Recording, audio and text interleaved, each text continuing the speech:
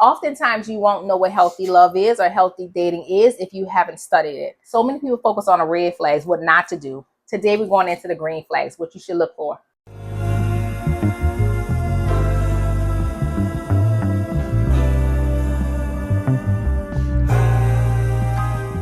Hey, I'm Cullen. I'm Elitia, and we're your favorite relationship coaches here at When Love Works Dynamically with over 15 years of experience helping you create great relationships. Today, we are going to be talking about those green flags. So many people focus on the red flags, what not to do. Today, we're going into the green flags, what you should look for. The purpose of this conversation today is to actually shift a little, change a paradigm. Yeah. Most people focus on the red flags, and that's good, but that's imbalanced. You also need to be focusing on the green flags. How else would you know when it's time to move on from dating to courtship? So today we're going to jump into that. And no judgment, because we know everyone is taught what not to tolerate. Your parents tell you what not to look for. Your friends tell you about what not to look for. But it's important to know what to lean into. Yeah. When you see it, you want to lean into it and go boldly there. Green flags are those signs that someone has a capacity to love you. They have the capacity for healthy love and to be an emotional partner. So let's talk about the green flags. Oftentimes, you won't know what healthy love is or healthy dating is if you haven't studied it. Love literacy is an intentional practice of knowing how to date, court, and be in lifetime relationships. So you need to know what to look for, what it feels like, how to behave in it. Some of the top things you want to be looking for is, does that person show up genuinely? Yeah. Do they show up consistently? Yeah. And you're also going to be able to assess genuineness based on how, because the person's only going to be able to sustain something that they genuinely are. Yep. So, so genuine and consistency kind of go together. Yeah. You also want to make sure that people's words actually match their actions. So, I mean, this is an important one here. They just kind of, you're holding them up against each other. Real easy to do. It's real easy for people to make empty promises and then they forget about what they said to you. But that's your responsibility through your vetting to just make sure everything aligns. Now, when Cullen talked about actions matching up with words, we want this to be an actual scale of vetting. So, for example, there are people that oftentimes say, oh, no, I communicate. I'm a great communicator. I'm very vulnerable. But you have to text them. They never text you. You have to initiate the phone call. They never initiate it with you. They say, oh, yeah, I was going to call you, or I was just thinking about you. You remember them saying that they are very consistent and very forthcoming in their communication. But as the data showed you, you were initiating all of the calls, all of the texts, all of the planning for dates. And so those don't align, and it's okay for you to call it. Even more important to me is accountability. Oh, yeah. When somebody says, well, I'm a person that I try to be accountable. I mean, some of these words are buzzwords. Yeah. So people see it on the internet or somewhere in their whatever. They see it somewhere and it becomes a part of their vocabulary. And sometimes they don't actually, this is not really a true part of who they are as a person. So it's your responsibility to ferret this out and make sure this is something that is really true and genuine to the way they show up. So if they say I'm accountable, but when you go to talk to them, they're defensive, reflecting. And there you go, all of those things, then you're on to something. So another green flag is if you have that emotional safety, like you could just be with the person. They create this soft landing space for you. Right. And you don't feel like you're walking on eggshells, or you don't want to rock the boat because y'all are new. This is a new thing you don't want to shake. But you recognize that union is allowing you to show up as your true and full self. Listen, in the When Love Works Dynamically model, we will be the first ones to hold up our hands and say, listen, love is about safety and freedom. Yeah. Free to be you and safe. Everybody's allowed to have a bad day. Yeah. But this is about somebody that has healthy patterns with you. They're always going to consider your well-being. And that's how they're going to show up and always in a healthy way. A big green flag, lean all the way into this, is if the person has boundaries and they respect yours. I'll really go back into their boundaries, because what you're watching for is, are they just a yes person? Do they know how to say no for their own well-being? Do they go along just to get along with their friends and family? You want to watch if they actually have boundaries in place, because if you don't and you inherit that person in a lifetime partnership, guess what your job is going to be? boundary checking, right? Yeah. And so you want to make sure too, the second part of that is, as you're watching, if they have boundaries, you have to ensure that yours are respected as well. We can't assume that the other person knows how your boundaries are set up, but you know your boundaries. So you want to make sure that their actions are lining up with respecting your boundaries. You will have Right. clear boundaries in place, and you'll have a million opportunities for them to come across your boundaries. Will they stop? Are they going to cross the line? Do you have to check them? Like, all those things are important. And so that's a green flag to lean into. You have to consider how comfortable do I feel in this relationship? Does this person make me feel like this is home, a place where I can let my guards down and be myself? If your expression around that person is always clipped, it's always edited, you feel like you have to be somebody else around them, it's probably for safety reasons, or it's something that's putting you in that space. And I'm throwing out triggers here. You have to account for your own triggers and stuff like that. But what I am saying is, if you've accounted for your triggers and you still don't feel safe around this person to be your complete self, that's a sign.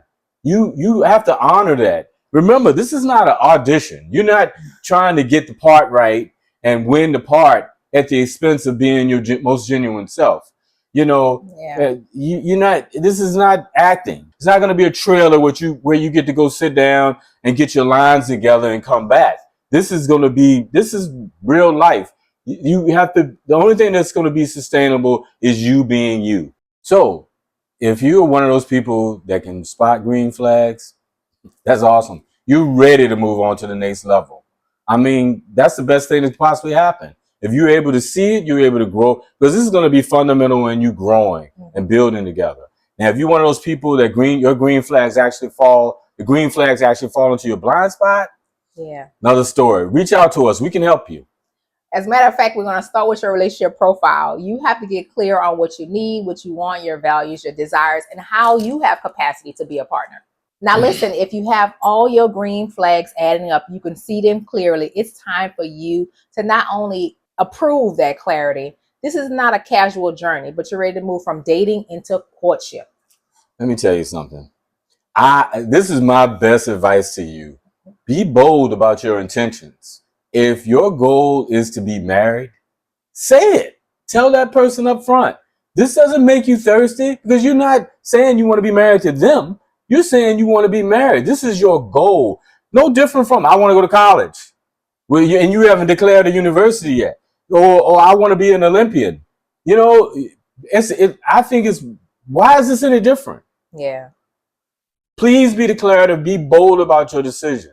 The worst thing that can happen is that you scare off the people that weren't serious in the first place. Yeah.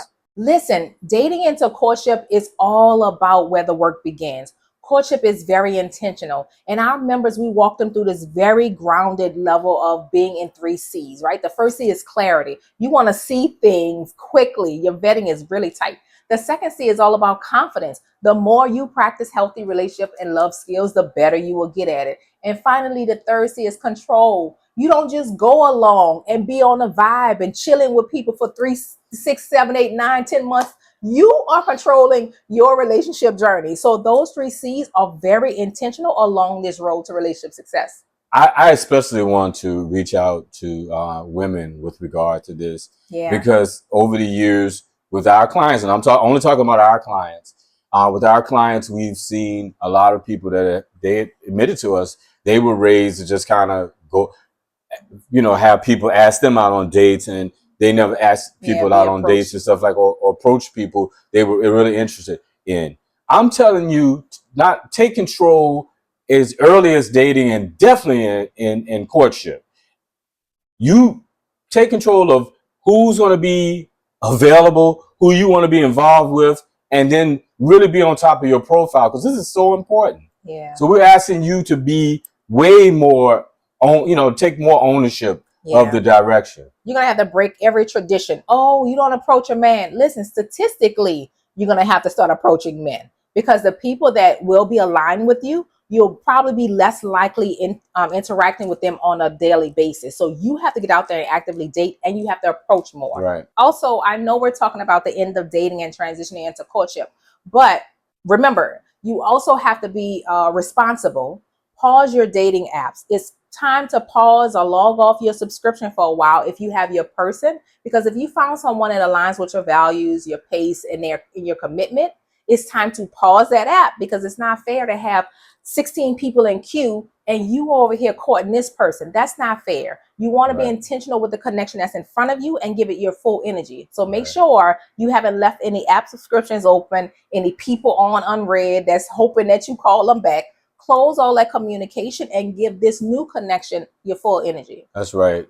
Actually, I think it's even a red flag if you still are thinking about having, safety picks. Come on, get them, Cullen. Let me tell you something. This isn't college. Get them. This isn't you, picking a college. That's a bad sign. Yeah. Do a better job vetting. That is a bad sign right out the door. You're not gonna ever have a guarantee. Just remember this: you're never gonna have a guarantee. Nobody that's ever done this, that's married or in a lifetime relationship, lifetime partnership, has ever had a guarantee, and you're not gonna get one either. So, yep.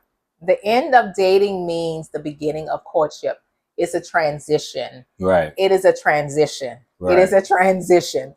It is going from collecting all of these options to cultivating the one that you want to move into a new cycle of your intimate partner journey. Now, believe me, dating is one cycle, but it's short and it's not even a relationship. Courtship is another cycle. It's short and it's a relationship, but it's temporary. When both people are aligned, you are closing the apps and you don't feel the pressure because you're leaning into partnership. That's right. You genuinely want to feel like I found the one. Period. Just to make it really, really super clear about what courtship is. Primarily, it's exclusivity. And it's an opportunity. It's a true, now it's matching actions against words. It's the two of you coming together to see how you actually work together as a team. Because up to this point, it's all been basically conceptual. And you're going to learn a lot of stuff about each other in this format, because the moment when problems come up, you're going to see how that person handles things. When conflict happens, are they still civil? Do they still show respect to you? It's easy to be that person when there's no stress involved. But once stress is introduced, you sometimes see a whole different person. It's going to be super, super revelatory in terms of how they show up in real life. This is why we say the real work starts in courtship. Right. In the first quarter of courtship, because courtship is about a year, but those first few months, you're about to see how communication, conflict resolution, like Cullen said, and companionship is handled. And so that's the work that you and this person are co-creating. And they can't call this in. You can't hide from this because it's exclusive. And so it can't be these, when we get together at 6 p.m. It's no more date mode. You all are seriously seeing, this my family member asked to do this. I'm seeing how you handle the boundary. I'm seeing how your family member checked me and you didn't jump in for me, and that diplomacy. All of that is going to come up, because one thing is for sure, two things is for certain. Life is going to keep on lifing, and your relationship is a perfect opportunity for growth. But that first stage of courtship, you're about to see how communication, conflict resolution, and companionship is happening in the midst of lifing. Right. So if you found any of this challenging, or you just have some extra questions, you know what to do. Reach out to us. Become a love leader with membership. Inside, you'll feel that skill of clarity. You'll get confidence because you'll have those reps, and you'll control your relationship journey. Become a member today. Link is in the description. See you in the next video.